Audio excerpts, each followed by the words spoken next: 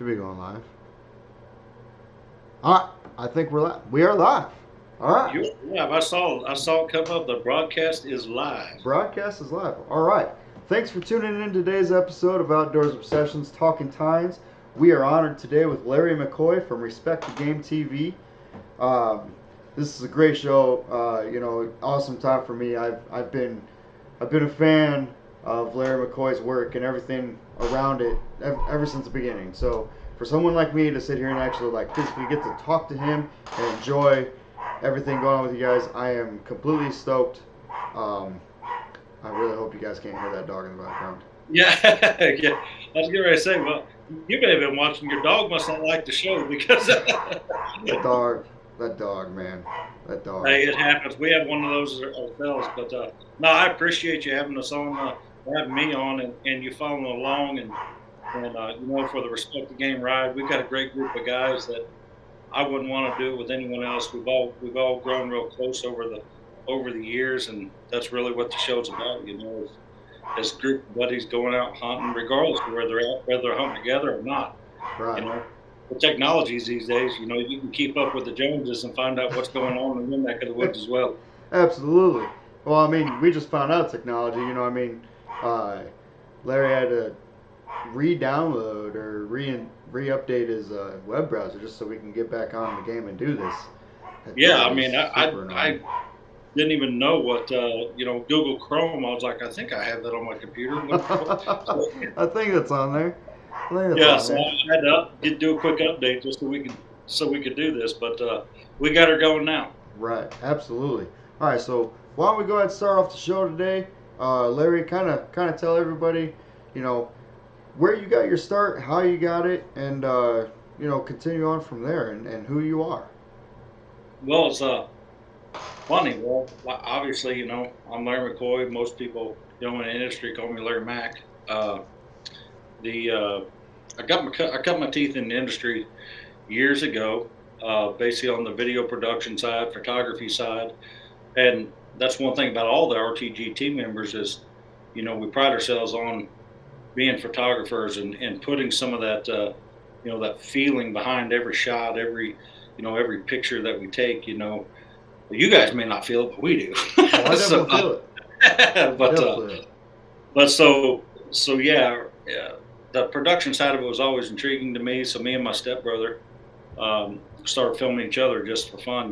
We'd go back and watch the hunts and all that stuff and show our buddies and all that. So which sparked us into we actually ran across a guy in an archery shop and Jeff Simpson and met him and we kind of just sparked an idea about a TV shows and that TV show actually is still going today, called Heartland Bowhunter, and so the first 2 or 3 seasons there we were there and got that.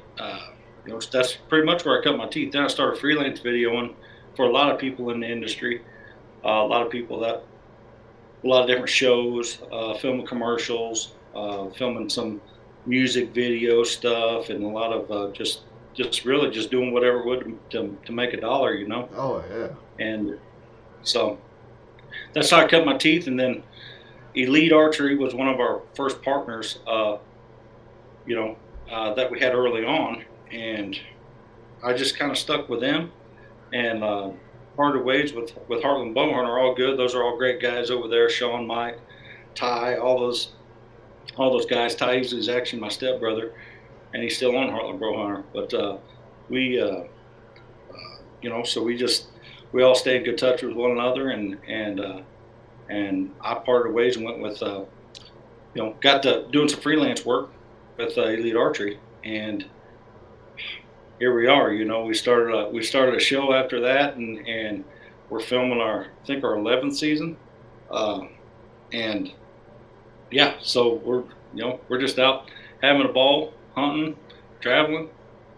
This year was actually a little bit rougher. It beat us down pretty good, but we're ready for Right. it. So Absolutely. And dude, that's a lot of seasons. That's a lot of videoing. That's a lot of miles. That's a lot of, figuring out how can we make the season better. Obviously, we can do this much, but the game itself, as is in Respect the Game, is the rest of it. You got to Mm-hmm. add deer, pronghorn, turkey, whatever.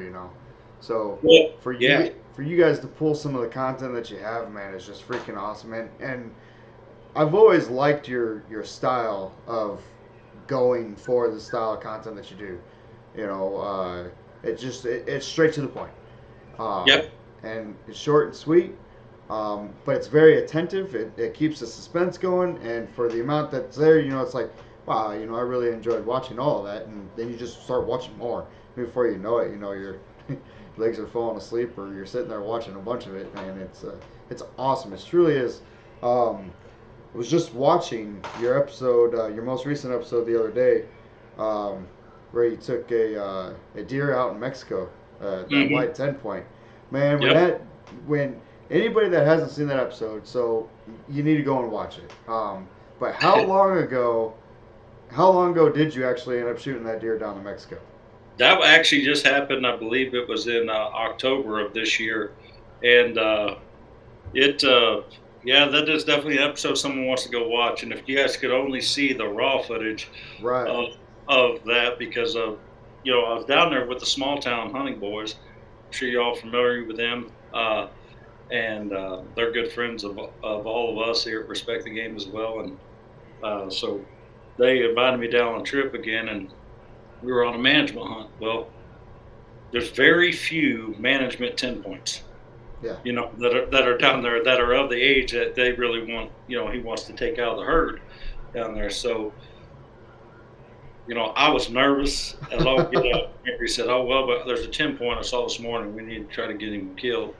And I was like, "Well, all right, let's go on after him." So me and Cody are there, and he gives us kind of this description of what he looks like, and we get all set up. We're there, and just kind of you know doing what buddies do, just sitting there kind of bullshitting around and whatnot. And all of a sudden, I look up and I'm like, "Surely he ain't talking about that one." I mean, that deer was a stud and a half Yeah. up to now. I'm like, that's not a management buck. That is a trophy buck right there. That thing. So, yeah, so I'm telling you right now, Cody Kelly and myself, we're going back and forth. No, it can't be that deer. It can't be that deer. And this deer is just like standing there forever. Oh Just, yeah. I mean, he was a cornhead, and he's just standing there. And finally, we're talking to ourselves, and we're real close to talking ourselves into it. I bet. Oh yeah, he's a management. Oh yeah, he's a management. That's a I mean, this management deer right there all day long. he's got 12-inch twos, and he's like, oh yeah, he's for sure a management. He's definitely a mature deer. Yeah. Well, literally, I mean, I picked my bow up, and Cody looks at me, he's like, "Oh, you gonna do it?" I was like, "Man, I don't know." So I put a little tension on my string, like I'm getting ready to do, and I'm like, I look up and I'm like, man. And then out comes that. I was like, no, that's the one he's wanting us to shoot. He comes out, and I ended up stroking him, but it was man, it was it's a funny episode Yes, it to was. watch. And like I said, that's part of when you're on the management hunts, which are very cool because you're going to get opportunities, but teaches you a lot about being able to age deer, Right. regardless of their antler size, by strictly just going off, their body, which is what you should be going off, all the features. And I've learned a lot going down there the last couple of years as far as aging deer, and and which is another good attribute to having good buddies and going out there and being in a blind with somebody that you'd be like, no, and then you guys get a little piss and match about, he's 4, no, he's 5. He's 5. Oh, man, he's 5. Oh, I know it all too well. I watch it all the time happen. It's like, fellas, man, that you know, and when I seen that wide 10 come out, about the same time that you said, "Hey, that's the deer," I was like, "That's the deer." But Yeah. that, Yeah. for those of you that haven't seen this hunt, we were talking about looking at a stud, and my trigger finger was itching for you. I was like, "Shoot that thing right there." Yeah, And I'm like, throttle him. put him in Yeah. the pump house, pay an extra 50, whatever, get her done. Yeah. And then this wide 10 comes out. I mean, he is wide. He definitely is wide. Short tine, wide, he's cool deer, super cool deer. Um, but I was just like, oh, dude, I don't know how you did it. I would have been like, that's it, right there. Yeah. Oh, hey, trust me, that I was thinking any hunter would too.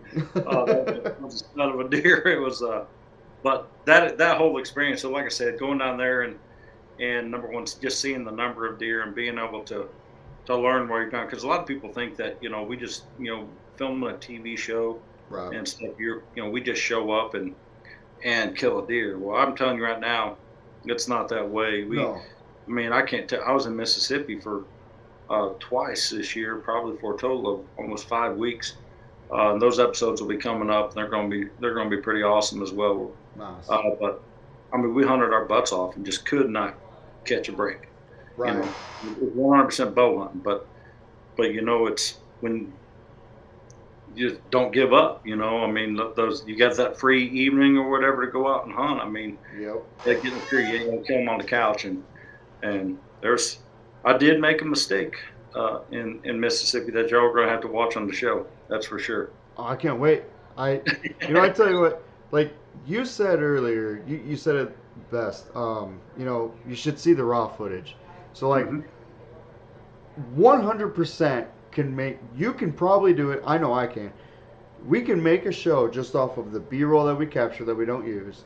We can Hmm. make it off the raw footage that we don't use, and we can even make it off the footage where we're like, that's probably not YouTube worthy, or they Hmm. probably wouldn't like that one too much. But I mean, it's just, you see all of that, all the edited and finished stuff, and there's not a whole lot of people out there, like just the standard guy that doesn't know the amount of work that goes into, like, all right, I got to cut that out, that's got to come out, and just making it the most perfect. And dude, you guys are boiling your episodes down anywhere from 6 to 20 some minutes, and that is incredibly like hard for me to do. Yes. I end up with a 25-minute episode. I'm like, I think I'm doing all right. Yeah, I tell you, it is, and that's all I attribute to Paul Biggs and Brian Hoiser. He's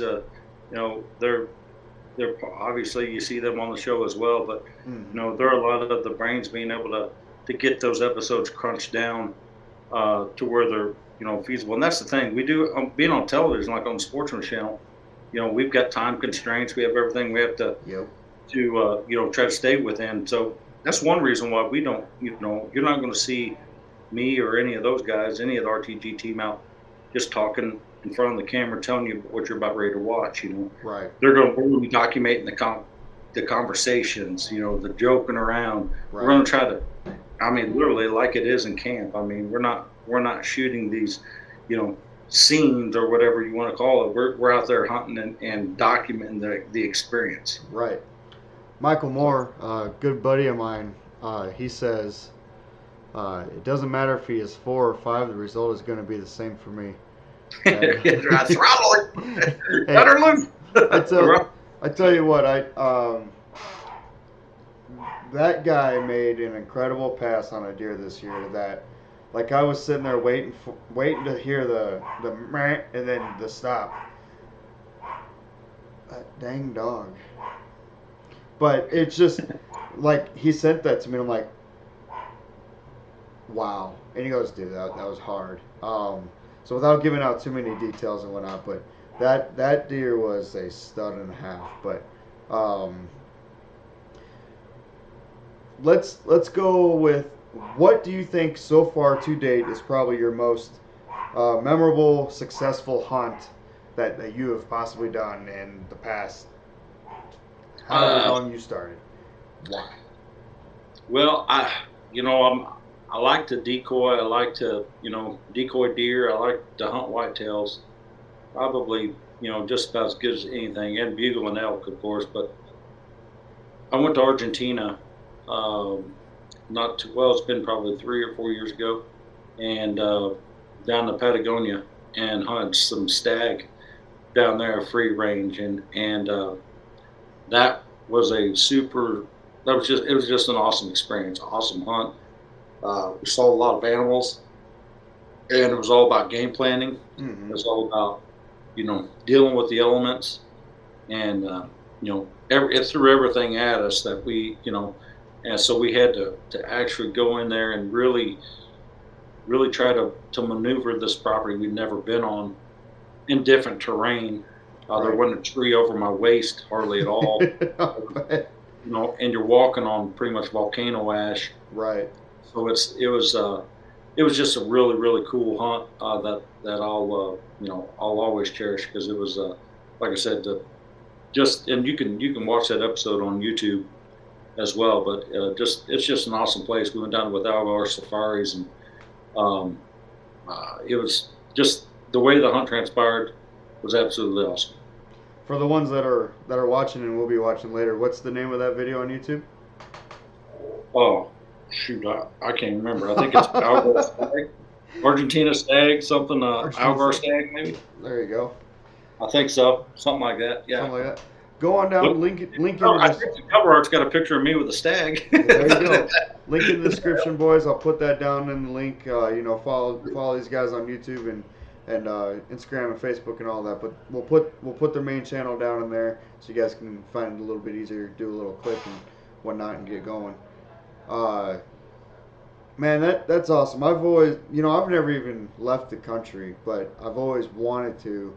And if someone gave me a handful of hunts of like, okay, here you go, you can do this, this, or that, I don't know if I can choose. I when it comes down to options, man, I'm not very good with options. I hate options. Period. Like you tell me, hey, look, this is it. It's like cool, and I'm cool with that. I will go with that, and I will do it. Um, Now, obviously, you guys have property around here in the Midwest or wherever that you guys are able to go to and tackle and whatnot. When it comes down to your game plan, um, you know, what do you think that you do on a consistent basis that truly says, you know what, I got a much better chance of getting this deer right here? What do you do that helps you the best? Honestly, it's documenting and remembering the year prior, how the deer were moving, how the deer were moving through your property, what you're doing to change the movement there to make it, more beneficial for you as a hunter. Whether it be, I need to get into my set a lot easier with a southwest wind. What can I do right now? I can't do that. What can I do to improve that to put yourself in the best position to be successful? Uh, it's I actually live in Missouri, so being able to you know plant food plots. There's a good stand of timber, so you can, if you have to cut lanes, if you have to create those travel corridors for the deer to put them in the right spot. We've done a lot of that. We've done a lot of, like I said, shrinking down some of our food plots because they were so big. Because obviously we hunt with majority archery equipment, and so being able to shrink those down and create the travel routes, and identify them on how they're getting to and from those, and when they're going to be there, is key. Because when you're big plots are great. Hmm. They're great for your overall herd health, but then you hear people say kill plots, so on and so forth. We try to practice getting those deer in the range. You know Dan Young, Outdoors Dan, I always tell him, quit bird watching. Quit bird Right. watching. He's like, well, I've seen some more. I was like, what are you out there bird watching? Make your move, make a move. Moving You for the know, kill. yeah. So, but sometimes, depending on the property, you've got to make it happen. And we've had pretty good luck. I mean, it doesn't happen every time we're bow hunters, so Right. you got to be able, if you're a bow hunter, an archery hunter, you got to expect some failures to come along. But the key is you got to learn from them, Absolutely. because then you'll know when to make that move, Yeah. and to put yourself in the best position. So it's we work at it. That's the thing. I mean, Hmm. I remember going and scouting, uh, and documenting which way the wind was blowing that evening, where the deer enter the field with that wind, Hmm. and then notice and trying to establish a pattern based upon, hey, with the northwest wind, they're going to enter this food plot over here. When they're with the southwest wind, they're entering on this side. Yeah. A lot of consistency of that even from year to year. So that's how we dictated where we want to hang our sets, and to try to, and also when to hunt it on with what wind, Right. because People will throw a setup in, say, late summer to hunt it that fall, and on a map, it looks like the wind's going to be good for it with a northwest wind. Well, I can tell you, there's been so many times that I have guessed wrong as far as, hey, yeah, this is going to be a great northwest wind set. And then you get down there and hang it. It's like the wind's coming from the northwest and it's blowing totally wrong just because Wow. of thermals and how the wind's traveling through the woods and the terrain. Yeah. So, always, from a little tip, I guess, would be make sure you always, if you're hanging a set and the wind's blowing, note which way the wind's blowing right then at that time, so you don't go through the heartache of that deer sitting there and end up blowing you, and catching you, or getting your wind. Right. Uh, so that way, because there's a lot of times where it's not. It's it looks like on a map, it looks like, yeah, oh, this is an awesome northwest wind set, but all in all, it could be a great east wind set. You know. Right. Well, and as deer, you can pattern them to the point where you're like, okay, you know what, this guy, he's been coming out on this spot on this trail every Wednesday, 3:30, especially with this wind, and then you show up on that first Wednesday, and he's been doing that for 8 weeks, and then out of nowhere he's coming from the other direction and then catches your wind. That's entirely possible, and that. I think when I'm in the stand, like especially like when I'm focusing, all right, I got a good wind for the spot. That's like probably my biggest stress. I'm like, man, I hope he doesn't come from the other way today.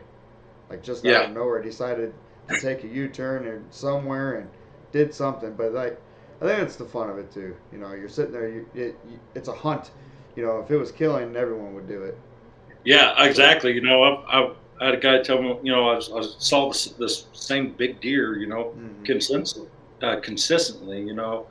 like three times in one week in the evening, and he was like, well, why haven't you shot him? I was like, because he's doing big deer crap. Right.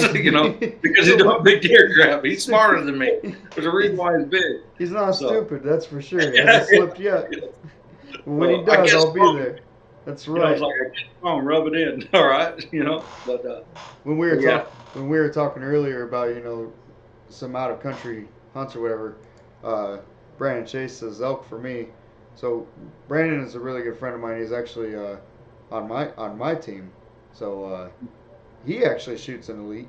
I believe I'm probably gonna guess his bow wrong, but I believe he's shooting uh, the Encore. I believe. yeah, So yeah. great That's bow. I actually nice. Great. absolutely love that bow.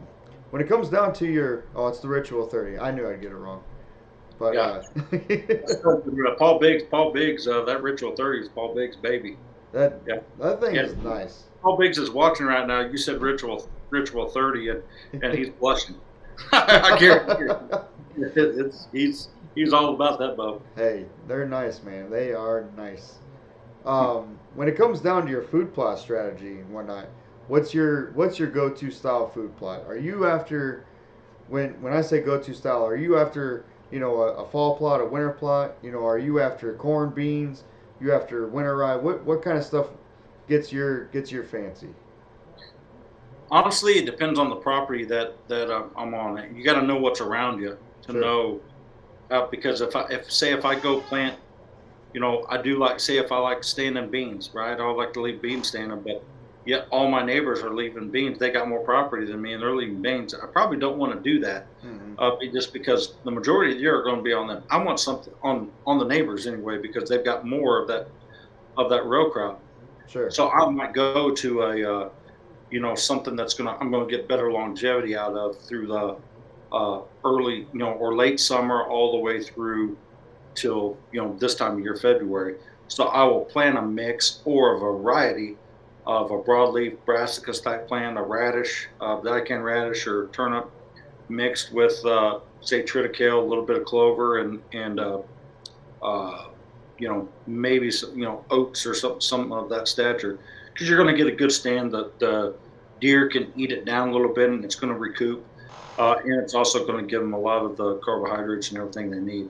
One of the most overlooked, and I was just talking to the guys at Backwoods Attraction about this, and that's the food plot seed that we use, but uh, the sorghum blends and stuff are invaluable for deer, and probably one of the most overlooked, which is Milo, Hmm. is what it is. But the in the summertime, the deer don't like it. They don't touch it. It's good for cover for for all the game birds and so on and so forth as well.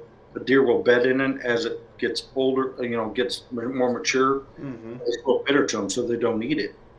So it can serve multiple purposes for you. You can then plan it to provide cover through the summer and early all the way through the rut. Once that starts to dry out and fall off the stalk, you can then, it's going to provide food for the deer with a higher carbohydrate rate to where when it gets cold out, a lot of snow, deer are going to be in there uh, quite frequently. The other thing that it does is it does provide a little bit more heat. It puts Ah, off more heat, so therefore when there is snow, you'll see that snow will be melted a little bit quicker out there in that Milo than it is anywhere else. really?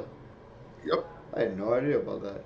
I mean, I Hmm. knew I knew that they enjoyed the Milo, but I did not know that it held its heat Yep. better or put Yep. off more heat. Yep.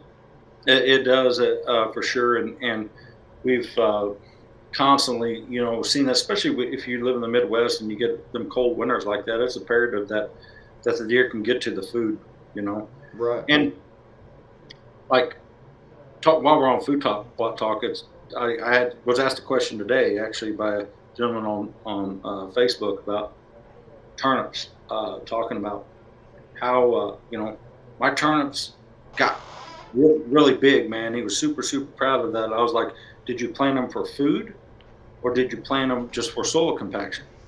Because a lot of guys, they're good for the soil when they're up, but if you can imagine a turnip the size of a volleyball Hmm. versus a turnip the size of a baseball, which do you think a deer is going to be more attracted or go to eat? They're gonna be exerting more energy to eat that really big one, Mm. but they're probably going to eat the tops off those a little bit smaller ones first.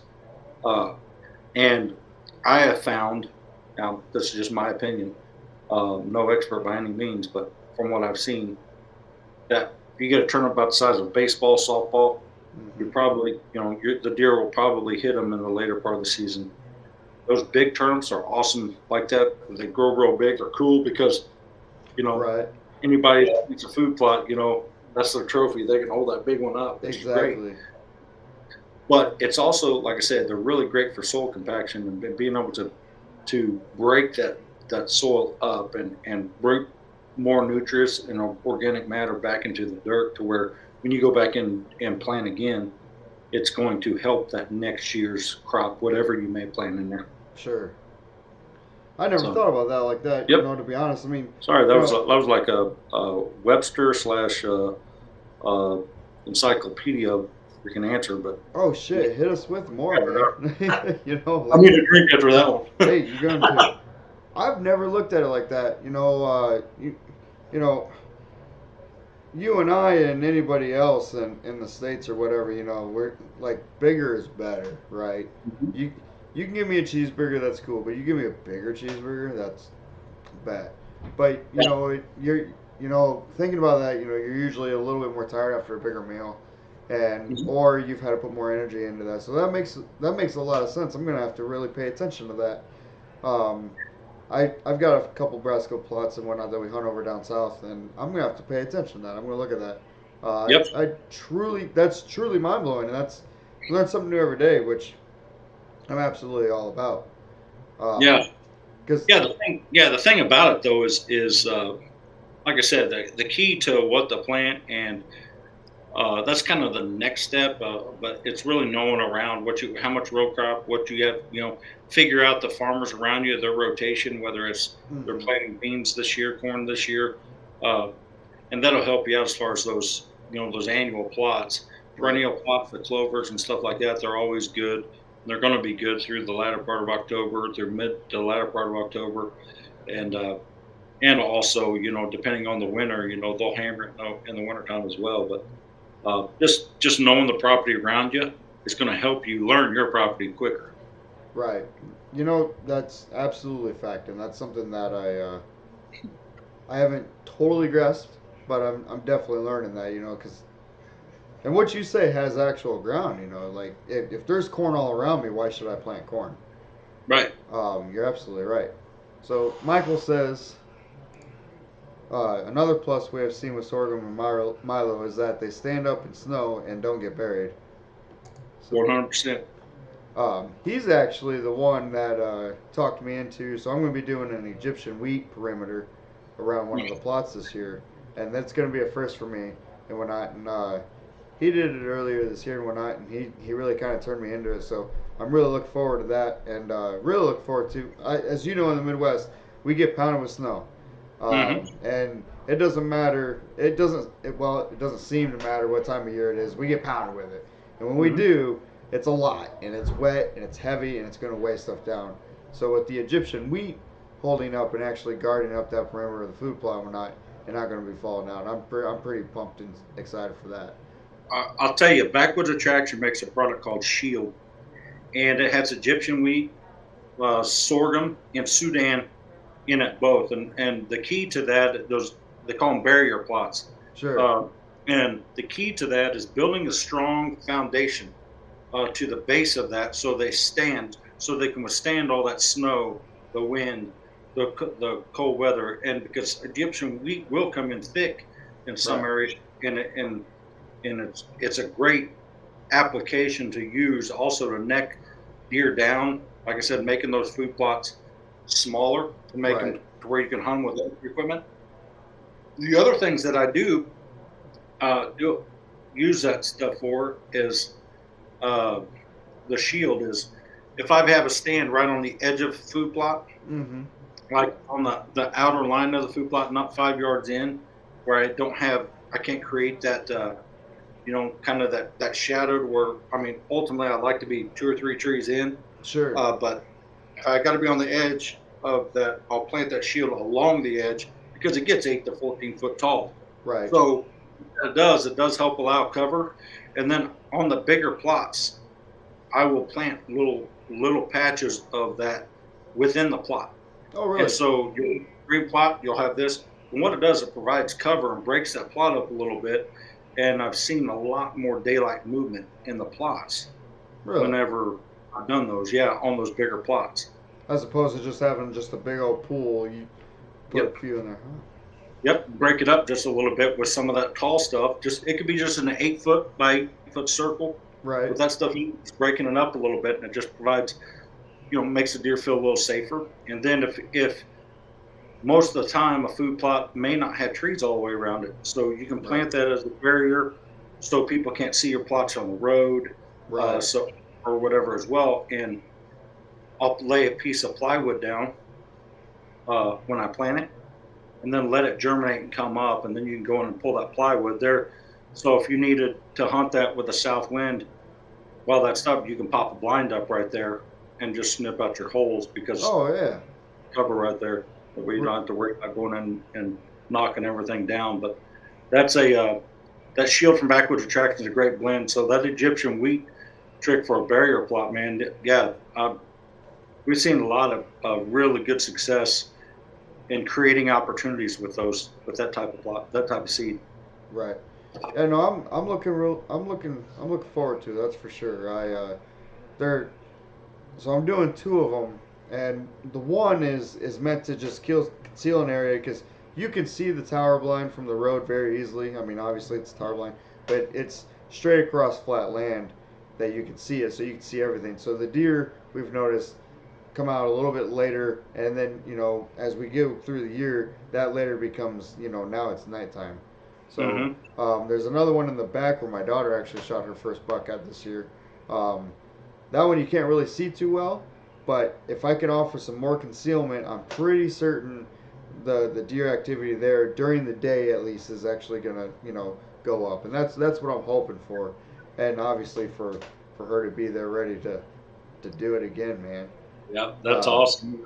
That's the thing too. That's so awesome about it is because you can make those little adjustments, like planting that barrier plot like that, creating a safer environment for them where the deer feel safer. When you can go out, make that little adjustment, do that, take that little extra step, and then actually see it work. Right. Man, there's nothing like it. I'm saying. Yeah. So Brandon says, have you ever used Trophy Bucks of Iowa food plot seed? If so, what do you think of it? I have not. I have not used their seed. I I I've heard of them. I just have not used any of their seed. There's a lot of great companies out there that make some good blends, for sure. It's but a lot of it starts in your dirt. Yeah. You have decent dirt to be able to put it down. So that's the other thing is, that's key. If most people when they look at a food plot, they want this green golf course looking or real rich green, and Right. realistically, it's tough to get the first year without dumping a lot of money into with fertilizer or lime or whatever that first year. So a Right. lot of times the first year's plots, whoever it may be, I try to go with a broader leaf or maybe a turnip, radish, something where I'm going to be able to get some nutrients back in the soil, Right. because it will grow fairly easy as well. And so yeah, but I have not used that seed before, but I have heard about it. That's another thing too. Is what I learned this from a friend. When people are planting their food plot, they need to remember, keep in mind when you're planting that food plot, what you're taking out of the soil and what that food plot's actually giving your foundation back. Because Hmm. if your soil isn't anything worthy, you're not going to have a very good plot, and that Hmm. can for the uh, those that aren't just knowledgeable about it, they're going to look at that product like, well, that sucked. Well, Right. really, it started with what you gave it to grow in. If you gave it, a box of cardboard with nothing in there, of course it's going to suck. Yeah, So, for sure. you got to have a good foundation of actual soil and whatnot in order to do something. Now, luckily here in the Midwest, we're pretty good, but, you still get, if you got to do some lime, you got to do some lime. You got to do this, you got to Right. do that. Yeah, and when I say you're putting nutrients back in the soil or soil compaction, I'll go over two of the real quick that are the most commonly used. That's the daikon radish and the turnip. Turnip's going to grow round, not quite as deep in most cases, and the daikon radish. Most people think they're those little radishes you see on a salad or whatever, uh, but they're not. They grow like a carrot Oh, really? down into the ground. So you got to know kind of where your clay table, where basically it's going to help. I like radishes a lot because they grow down a little bit deeper into the dirt. Sure. So if I put that dirt the next spring or whatever, planted some radishes before on some pretty crappy ass dirt. That and then the next spring I've had a decent stand of them, and then you go and you flip it, and then when you flip it that fall, it looks like a totally different piece of ground just because Oh, you're wow. putting so much dirt. But yeah, so that's a kind of a double benefit of those type of plants for food plots Mm-hmm. because well, and it's like the deer almost in a lot of areas, depending on, like I said, depending on around them, what's around them is if the deer, you almost got to get conditioned to them because a lot of times they don't just jump on the turnips late season, Right. on a first year, you Right. know, and it take them a little bit to get to it. But that's my case. But a lot of it depends on what's planted around and what other food sources there are. Right. No, you're absolutely correct. There's a lot of ground to stand on for that. Michael says, do you ever put small holes in the screen to create pinch points? For sure, absolutely. There's if I have one side of a food plot planted in that tall barrier plot or whatever, I may leave a gap. A lot of times too, depending on how wide it is or whatever, leave a gap so the deer will follow the path of least resistance there. So they may walk all the way down the edge, get to that, and then come through. Mm-hmm. So yes, that's a very very effective way to get one on the ground for sure. Is there? So that brings a question to my mind. Is there a spot ever on any of your properties where you're like, you know what? there's this one deer in there, and I can only kill him here, but I'm not gonna do it till December. I'm gonna let it go the entire time to best my chance. Have you ever done anything to that extreme, to where you're just like, I'm not going to, uh, I'm not going to go in there until December, whenever the time is absolutely perfectly right. Yeah, there are some places like that. What I try to do is, I mean, you try to set your properties up to where you can navigate them without boogering the property, running every deer off the property for sure. But deer do get conditioned to the activity around. I'm a firm believer in that. They may not go anywhere. You may run them over to the neighbors, but they're wise. They're smart animals, so they understand when they're in danger and when they're not. Right. The so to answer your question, yeah, I mean there's some places where I know I'm a little bit deeper in the timber, where I know some of those big deer bed Mm-hmm. that I'm like I may go in and do some work in the midsummer or something. No, and trying to hang that set particularly like then, and then not go back in there until November 2nd.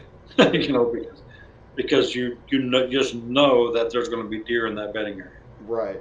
So it's almost like that it's that hunting hole. It's just like that the deer are there. You're constantly seeing deer coming from that direction, but you're trying to tiptoe in to do it. I'd rather do it that one time, and it where you the most optimal, your highest percentage of you being successful, than do it 7, 8 times and change the deer's route. Right. The deer path getting to and from.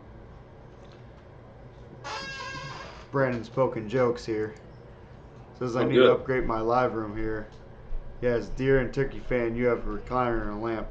Let it be Yeah. known that fan right there is the only turkey fan I've got, and it was probably made in Turkey. At least we're gonna say it was for the all intents and purposes of this. And that recliner there, it's just not close enough to the computer. Otherwise, I would not be sitting in the squeaky computer chair here. But yeah, no, I got everything else upstairs. But I've yet to kill a turkey, so that I hate turkeys. Turkeys, they're the dumbest, smartest thing that's ever walked this planet. And Yeah, I hate them too, but they're not bad in the crock pot or in the fryer. absolutely not. I'll give you that. I It's, have it's, tried so they, hard. people say turkeys can't swim. They swim in Crisco pretty darn well. I can tell you that. That's a T-shirt right there. You swim in Crisco pretty damn good. Exactly. That's funny as Oh, shit right there. I mean, well, yeah, how we'll many wear some. beard how many beards do you have hanging from that fan there? Um, 6, I think 5. No, maybe 1, 5. I'm sorry. That Yep, is 5. that is a beautiful set of beards there. I'm like, there's no way that's one beard. No, That'd be a thick boy. yeah, That he'd be thick. that one. That boy would be thick. Yeah. That's a thick boy.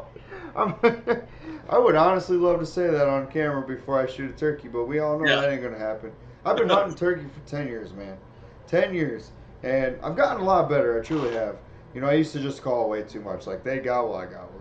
They squawk, I squawk. And, I talked to a lot of people about my poor uh, turkey hunting skills. But no, they are sub poor. They're not poor. They're sub poor. There ain't a single turkey on this planet that has to fear me. Ain't no Oh, nothing. we're gonna have to change that. We're gonna have to change that. We got to get you out and get your bird down. Well, the RTG team, we like to wear them out. Hey, We'll, if you think you can do it, I am game. I am there. I promise we'll, you, I could put a worm in front of a hungry bluegill and he'll eat someone else's worm. yeah. Well, we'll do it. Yeah, you know, like I said, we've done a lot of it with archery equipment in the past. With a Sure. solid cap, shooting them in the heads. There's a lot of pretty entertaining episodes on YouTube of us turkey hunting. I've seen quite a few of them, and turkey reaping, man. I was gonna give it a shot this year if I had a turkey in the field to go and reap. I hens all day, no problem. Jakes and Toms, no. Yeah, like that. We get you. I don't know if you can see that or not, but Uh, barely. Like I can see oh, red. hold on. Oh, see Oh, the there head? it is. Stud. That's the head coming clean off right there. Yeah, That's freaking awesome. yeah. We like to. That's a whole different episode or Absolutely. discussion because it's a that right there will get you hooked. I mean, being Absolutely. able to decap those birds like that. I mean, it takes a level of commitment. I It mean, does. that commitment and luck. I mean, I'm not going to bullshit you. You got to be a little bit lucky, regardless. If you're a hunter, you got to have a little luck about you. Oh, absolutely. You have to be in the right place at the right time. Do your Right. homework, do your scouting and whatnot. Which I can admit the first couple of years I scouted, but nowhere near as what I should have done. And then whenever I found good spots, we had really good conversations of, hey, you stay over here, I'm gonna stay over here, and that's just how it's gonna go. Yeah. That's how it worked for me. Brandon's asking, how many 200-inch bucks have you shot? Zero. Zero. I have not killed a 200-inch deer. Killed a lot of great deer. To be honest with you, I'm one of those guys. I mean, if the deer trips my trigger and goes in there and he's depending on, where I'm hunting, if he's of the age, but he makes me happy, I'm going to let her eat, There you go. and I'm going to be happy. I'm going to smile all the way to my truck, Absolutely. while I'm gasping for air dragging him. I've dragged some freaking does, man, where you just get up to the truck and you're Yeah. like, whew. Oh, yeah. And Yeah. they're But, 50, 60 I pounds mean, less whenever you but, get them. yeah, I mean, and also, I mean, I've scored, a lot of deer in camps. They want to see them, but majority of the deer, honestly, I haven't even put a tape to, Oh. uh, but I know for sure that I haven't killed a 200 incher. So that I do know. Buddy of mine says he has killed nearly all his turkeys reaping. 10 out of 10, easiest way to kill them in his opinion. Don't even have to know how to call. Um, That's a I, fact. I've known this guy a long time, and sure enough, indeed, every spring he's like, man, reaped one today. Yeah, how long were we out? 1 day, 1 hour. Man, Oh man, the cool thing about reaping them is, man, you can bounce around. If you get some birds out that don't want to play the game, right. usually you can tell. If you get within that bubble, and they're not wanting you can tell by their mannerism. But you bounce over and you see another one out in the field, you crawl on them, and eventually you're going to have one, that's not going to like that fan, Right. and you're going to be able to get it done. It's a fun, man. It's fun to crawl on them. There ain't no doubt about it. I've definitely tried it, but you gotta have turkey in order to do that. I did call one turkey in from way. My wife actually From finally. Ivy. What's that? From Ivy. So I begged my wife to come out and just enjoy the timber with me one day, and she finally caved in. She's like, "All right, I'll go." I'm like, sweet. So we got out to the private place that I had permission on, and there was turkey out there and whatnot. And we went out there. We scouted the day before. I was like, all right, cool. We're gonna go in here. That's gonna be our game plan. That's where we're going. And we did. And they were on the other side of the property, through the timber up and down a couple of hills and on that field. Um, Unfortunately, I didn't have permission on that field, but either way, it was like that 10, 11 o'clock number. Hadn't heard anything in a long time. Wasn't doing any over the overcalling or anything. I kind of did a few calls and let it eat, and that's all that I broke. So she falls asleep on the ground. She's sawing some serious Z's, and I crawl my way up to the top of the hill, and I let one yelp go. And this Tom or Jake, I don't know. I can't tell you the difference between their gobble. It was turkey. That's all I knew. Yeah, And it was pretty. and he hit that thing. I mean, he cut me off. Bam! I'm like, all right, cool. He knows where I'm at. So I waited. He didn't call back. I gave one more call. He cut me in half. I'm like, all right, I'm done. And I ran back down to my wife. It was a 75-yard dash, ghillie suit and all, freaking muck boots that are like this wide and like that long. So you're just like. Right. And I'm getting there because my gun's down there, the camera's down there, wife's down there. I like do the rock star slide, get it done, grab the gun, and I was like, get the camera, he's coming. And you just hear this gobble train just coming. And I'm like, all right, it's game on. And instead of just coming straight through the field and then down, he comes all the way around behind me. And I'm like, okay, he's coming behind us. I can hear him. He's still coming in hot, gobbling every second of the way. and you could just hear him getting closer and closer. I'm like, oh my God, it's gonna happen now. This is gonna happen. And she goes, where's he at? Oh. And I'm like, no, no. And then it just stopped. And he was straight behind us, probably 60, 50 yards. You can hear him, everything. And I'm like, what'd you do that for? She Yeah. goes, look for a turkey. So, you One of know, those lessons it's, learned. bless her heart, she's never been hunting before. So, and she didn't realize, like, turkeys are like the freaking best eyes in the hunting world. But Right. she didn't know, so we laugh about it and whatnot. And I can't entirely blame her on it because it's probably me anyway. But it was crazy, man. Getting back to measuring deer now. Brand says a friend of his shot a 160-inch 8-point a couple years ago, 16-inch G2s. That's ridiculous. That's a stud. That is a stud. There's an That's, 8. Hey, that's an 8-point. It don't matter what state I'm in. but got a He's thing for the got eights. send it. So what would be to date? What is the biggest deer that you have shot? Oh, 170. I think he's 178 inches. Nice. That's a stud. Brandon just says that I seen it, Joe, so I know who he's talking about. And that deer 100% is a stud, and it did come out to be 160. It was a freaking beast. That's a huge 8-point. I mean, world class deer in my opinion. Yeah. I mean, to have an 8 that's 160.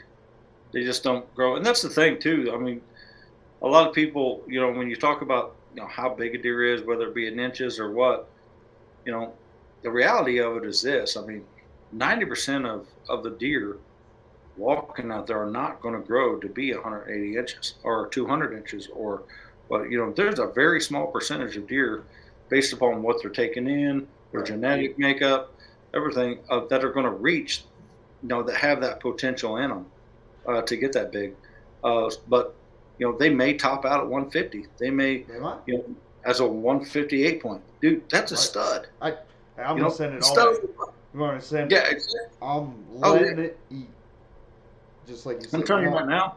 I, Any of the guys on RTG, yeah. you know, gonna get one of those phone calls real quick. Hey, it happened. Yeah, yeah, exactly. I mean, and that's honestly, I mean, because when you talk about who doesn't want to go kill a 200-inch deer, you know what I'm saying? It's just they're, but if they're not there, you're not going to kill them. Absolutely right.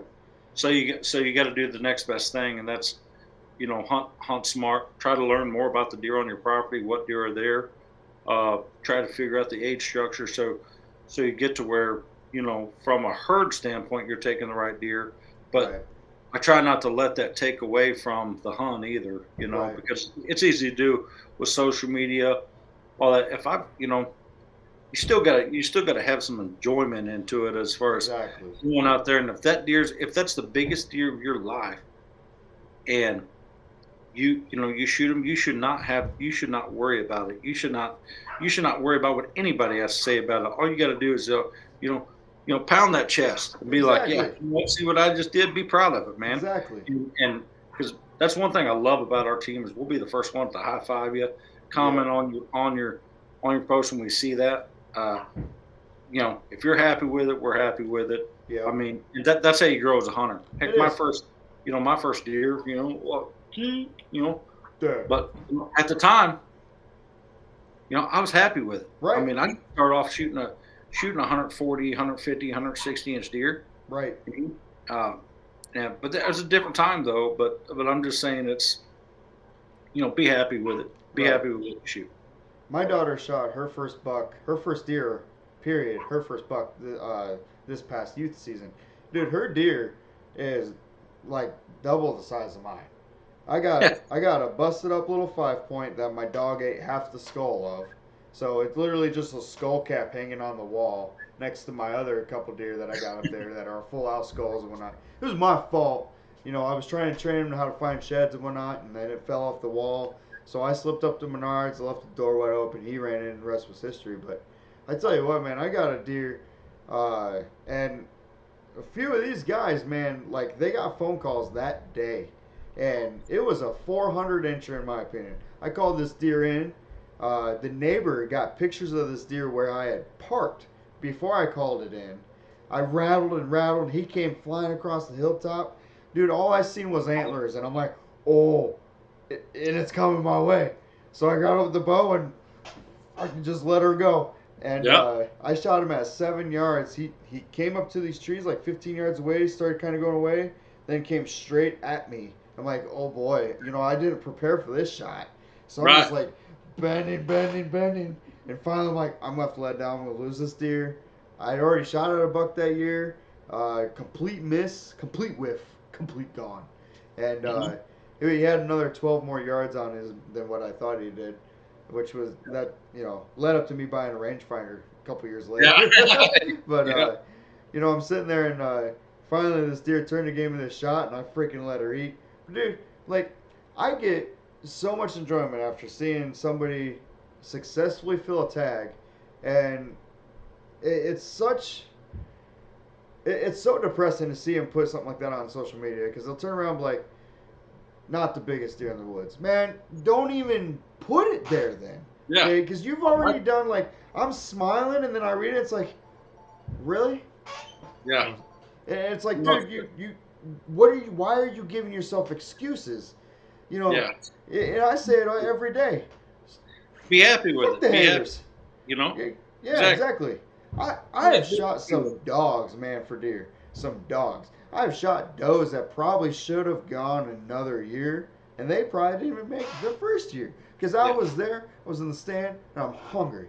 And that deer's coming, and I got to tag, I'm going to tag it. I'm going to be pumped. If I got to carry it on my shoulder, if I'm dragging it through the tall grass, I don't care. And, Yeah. when it comes to that, my decisions on, what, I'm going to pass that deer are mine alone. But if my buddy who's 200 yards away shoots it, send that motherfucker. Yeah. Let her rip. Yeah. If they're happy with it, like I said, man, hunt for yourself. I can tell you Absolutely. right now. I mean, they're. I mean, I'm them back shafts. They'll swim in some butter like nobody's business, and I Really. ain't afraid to. I mean, I ain't afraid. Trust me, I don't have a six pack, and that's for a reason. You know. Well, I got a six pack, but it ain't that. Yeah. It's big. Exactly. It's ready to But it ain't roll. in my sweatshirt. But it ain't in my sweatshirt. That's for sure. Absolutely. Yeah. Carter says, I could have ran over 9 on a gravel road that was probably 170, 180 inches. Didn't run him over, but took a bunch of photos of him. You should have put a dent in that bumper.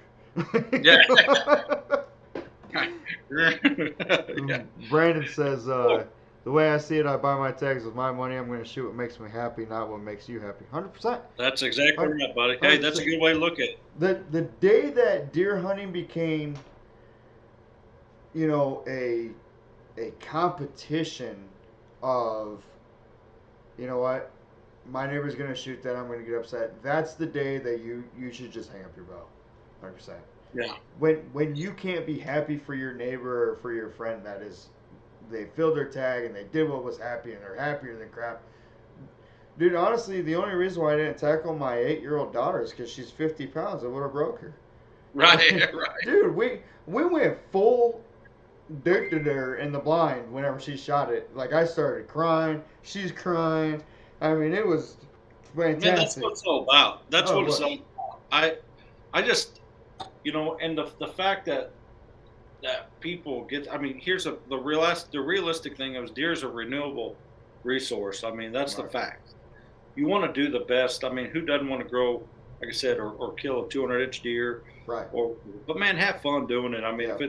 if I'm if they're a renewable resource. Look at Right. I mean, back in 2012, 13, whenever the EHD went through, a lot of people's farms. There was a big deer kill. Juries got hit. A lot of Right. these people got hit. Well, you know what?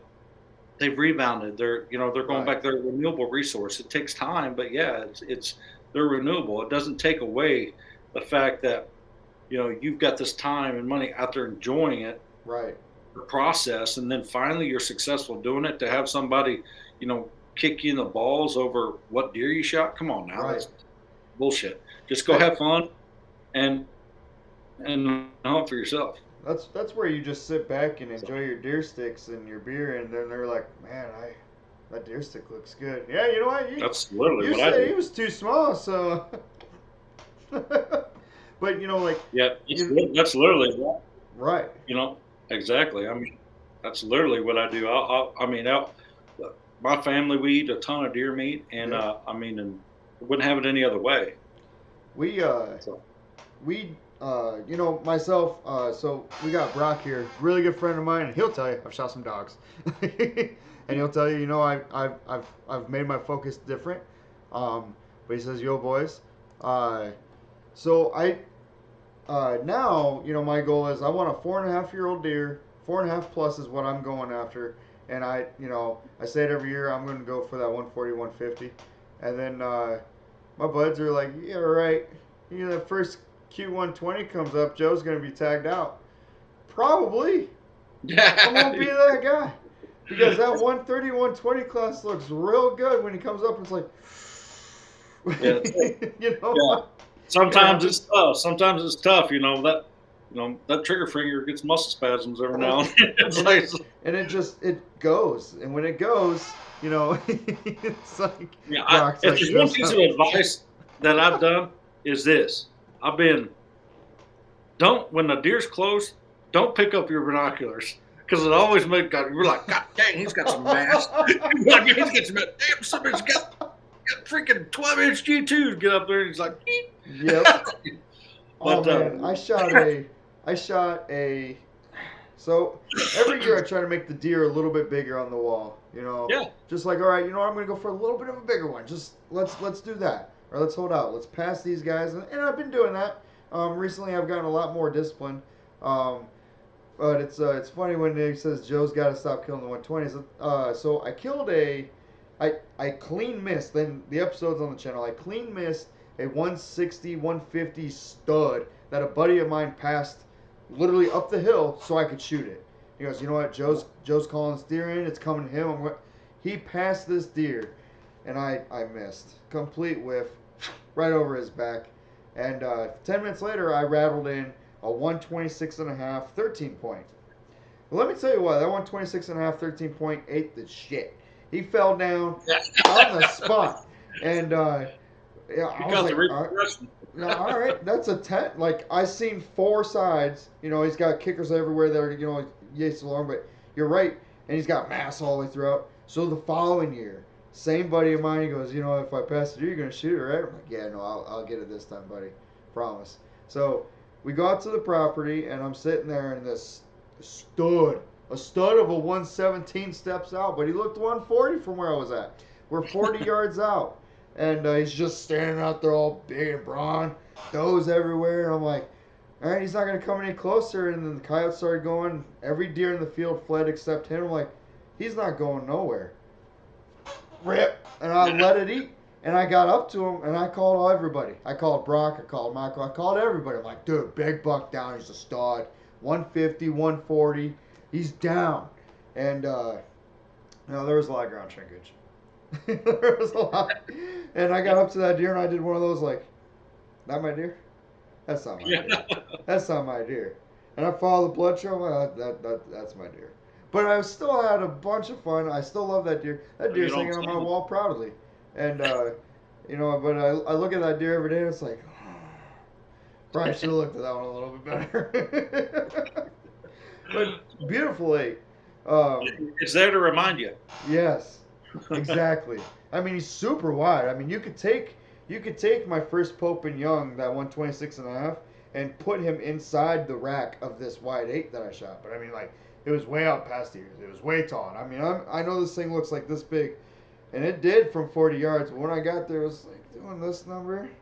Does it get a little bit smaller? I'm like, oh boy, that's a little small. Uh, Michael says sometimes those 120s look like 140s in the stand. No, that definitely happened. For sure, they do. I mean, it can be tough. Yes. Yeah, and like I said, every circumstance different too. That 120 comes running up. Right? Right. I mean, you're.